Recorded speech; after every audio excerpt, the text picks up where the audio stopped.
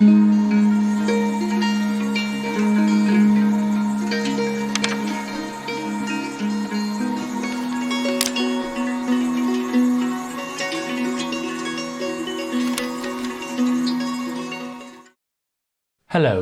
this is Maciek, the Diligent Linguist. Welcome to my next video. Today, I'd like to show you two common Polish reflexive verbs, robić się and stawać się. I normally prefer demonstrating new vocabulary by providing examples. But this time, there is a very nice analogy to a pair of English verbs, so why not take advantage of it?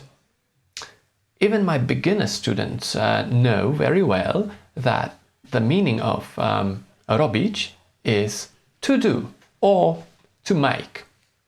However, it's also possible to use robić as a reflexive verb, whose meaning is similar to that of the English verb get when it's followed by an adjective, as in get tired, zrobić się zmęczonym, get hot, zrobić się gorącym, or get old, zrobić się starym. The more advanced students of Polish as a foreign language might say that I could use dedicated verbs such as zmęczyć się, rozgrzać się, or zestarzeć się, respectively. But what if we simply don't know these words? That's when robić się may be used as a powerful communication strategy. All we need is to add an adjective. Robić się is an imperfective form. Its use suggests that the action is in progress. It isn't completed or never will be. Its perfective counterpart is zrobić się. Now, I want to stress that you can't literally translate all such English expressions into Polish using robić się. But once you understand that the function of robić się followed by an adjective is analogical to that of get plus an adjective, it becomes much easier to comprehend. The other reflexive verb I want to present today is stawać się. It is typically translated as to become. This time, the perfective form is shorter, stać się.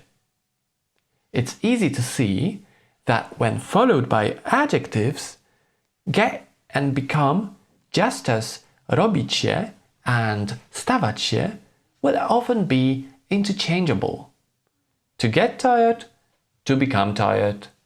Zrobić się zmęczonym, stać się zmęczonym. However, there is an important difference. You can combine both the English verb become and the Polish stawać się, stać się with nouns.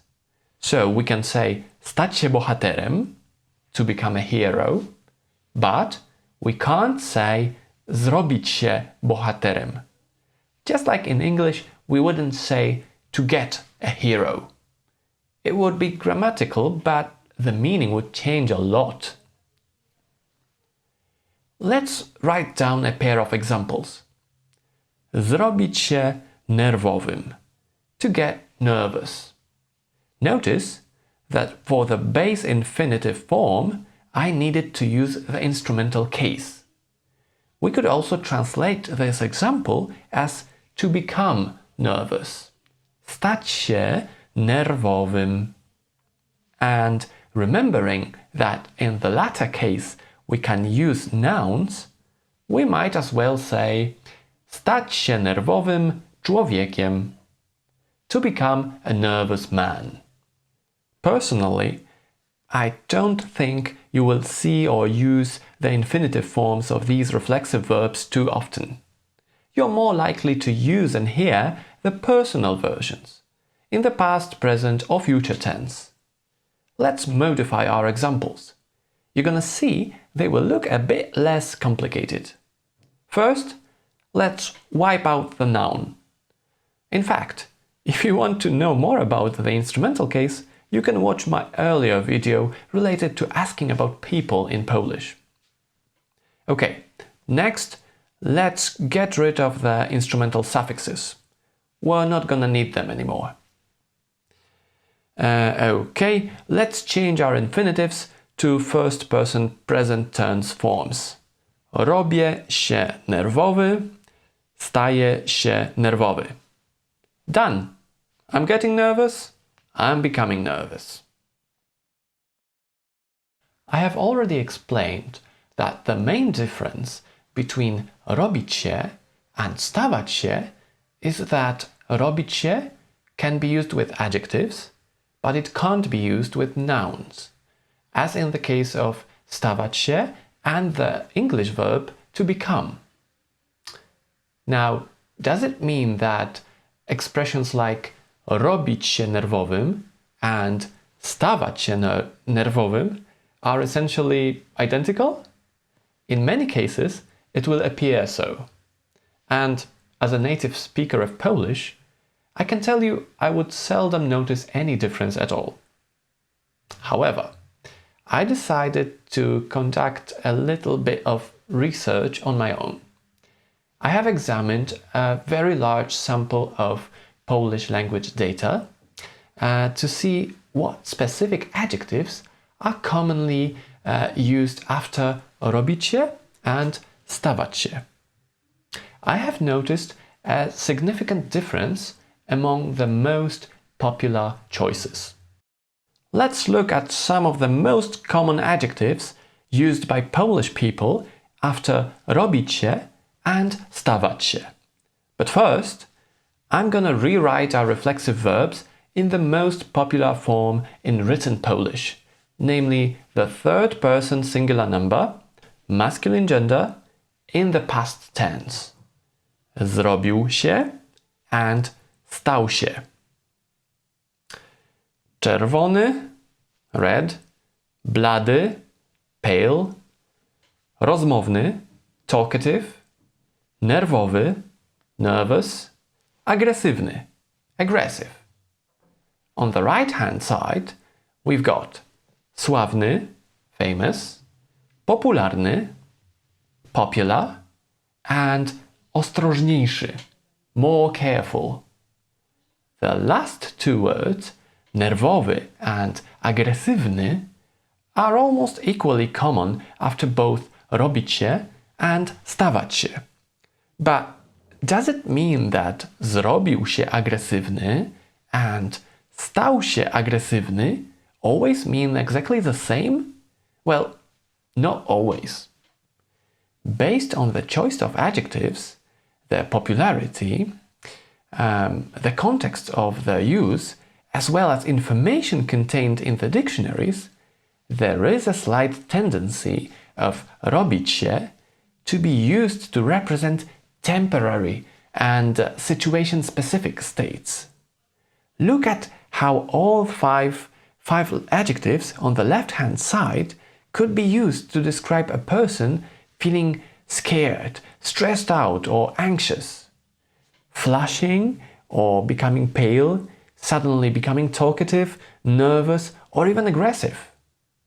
On the other hand, the context surrounding the use of stawać się often refers to more permanent changes to a person's appearance, personality, or behavior. Imagine a person who has become successful, well-known. Stał się sławny. Stał się popularny. But with fame came the necessity to be more cautious. Stał się ostrożniejszy. And because of the entire stress and tension, the person grows nervous and eventually aggressive. Stał się nerwowy i agresywny. Honestly, the difference is subtle, and for the most part, the speakers of Polish will not draw much attention to your choice between robić się and stawać się. As I said earlier, the main advantage of both presented reflexive verbs is that you can use them with a matching adjective or noun, but only with stawać się, if you don't know the dedicated verb. If you don't know the Polish verb form zaczerwienił się, meaning he blushed, just say zrobił się czerwony. If somebody has become old and you don't know the Polish verb form zestarzał się, just say zrobił się stary. You will probably sound more informal and definitely less sophisticated, but your sentence will likely be correct.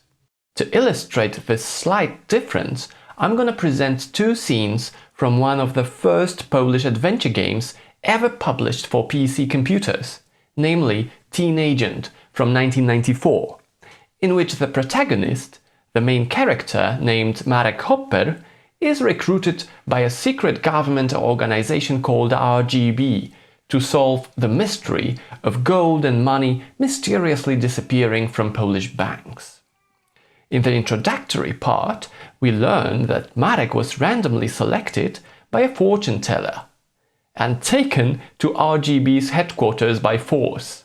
So, when he meets the boss, he feels upset and confused. That's when we hear the first sentence. Słuchaj pan, Wiem. Proszę dać mi 5 minut, a wszystko stanie się jasne. wal pan, zawsze lubiłem zabawę w konspirację. Let's focus on the sentence proszę dać mi 5 minut, a wszystko stanie się jasne. Please give me 5 minutes and everything will become clear. Wszystko stanie się jasne. Everything will become clear.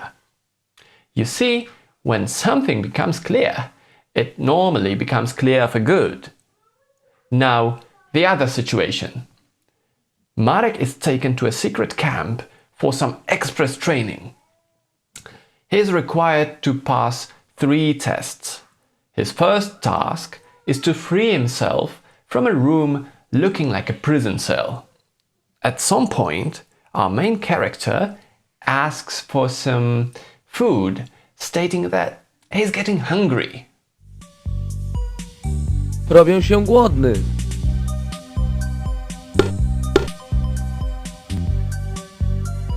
Dzięki.